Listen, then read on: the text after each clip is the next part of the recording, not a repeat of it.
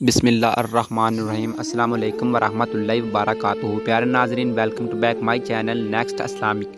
I hope you are well. تو آج کی اس ویڈیو میں آپ کو حضرت علی مولا مشکل کشا کے بارے میں بتاؤں گا۔ تو دیر کے بغیر ویڈیو کو سٹارٹ کرتے ہیں۔ بسم اللہ الرحمن الرحیم۔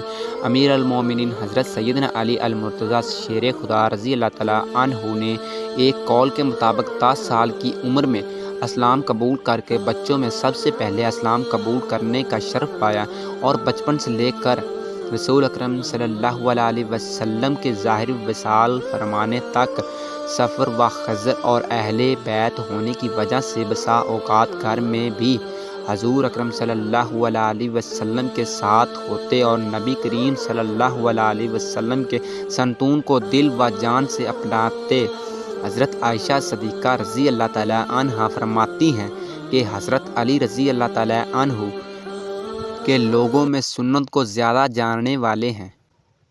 حضرت علی علم و حکمت کا دروازہ۔ مولا علی مشکل کشا شیر خدا رضی اللہ تعالیٰ عنہ علمی اعتبار سے صحابہ کرام رضی اللہ تعالیٰ عنہم میں ایک خاص مقام رکھتے تھے، اور کیوں نہ رکھتے ہوں کہ خود نبی کریم صلی اللہ علیہ وسلم نے آپ کی علمی شان بیان کرتے ہوئے آپ کو علم و حکمت کا دروازہ فرمایا ہے۔ چنانچہ 2 فرمان مصطفیٰ صلی اللہ علیہ وسلم ہیں۔ دعائے مصطفیٰ۔ حضرت سیدنا علی المرتضیٰ رضی اللہ تعالیٰ عنہ فرماتے ہیں کہ سرکار دو عالم صلی اللہ علیہ وسلم نے میرے سینے پر ہاتھ رکھ کر یوں دعا کی: اے اللہ، علی کے سینے کو علم و عقل، دانائی، حکمت اور نور سے بھر دے۔ حضرت علی اور علم کے 1000 باب، باب علم و حکمت۔ حضرت سیدنا علی المرتضیٰ رضی اللہ تعالیٰ عنہ فرماتے ہیں کہ نبی کریم صلی اللہ علیہ وسلم نے مجھے علم کی 1000 باب سکھائے، اور میں نے ان میں سے ہر باب سے مزید 1000 باب نکالے۔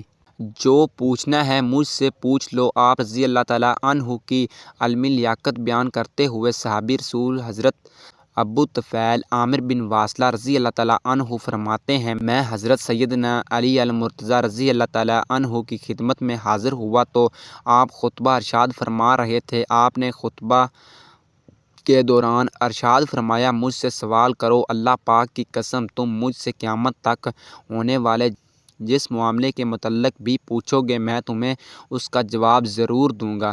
توابع بزرگ حضرت سیدنا سعد بن مسیب رحمۃ اللہ علیہ فرماتے ہیں، نبی کریم صلی اللہ علیہ وسلم کے صحابہ میں سوائے حضرت علی رضی اللہ تعالیٰ عنہ کے کوئی یہ کہنے والا نہیں تھا کہ مجھ سے سوال پوچھ لو۔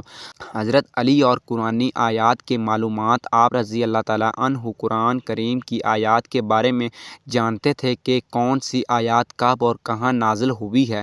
چنانچہ منبع علم و حکمت مولائے کائنات حضرت سیدنا علی المرتضیٰ رضی اللہ تعالیٰ عنہ نے فرمایا: مجھ سے قرآن کریم کے بارے میں پوچھو، بے شک میں قرآن پاک کے ہر آیات کے بارے میں جانتا ہوں کہ وہ رات میں نازل ہوئی یا دن میں، ہموار زمین پر نازل ہوئی یا پہاڑ پر۔ ایک مقام پر مولا علی مشکل کشا رضی اللہ تعالیٰ عنہ نے فرمایا: اللہ پاک کی قسم میں قرآن کریم کی ہر آیات کے بارے میں جانتا ہوں کہ وہ کب اور کہاں نازل ہوئی ہے اور کس کے بارے میں نازل ہوئی ہے۔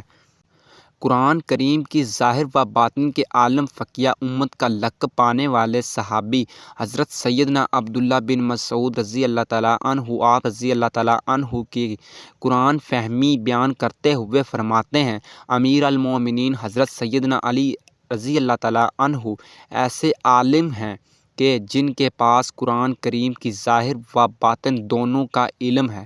تو پیارے ناظرین، یہ تھی میری آج کی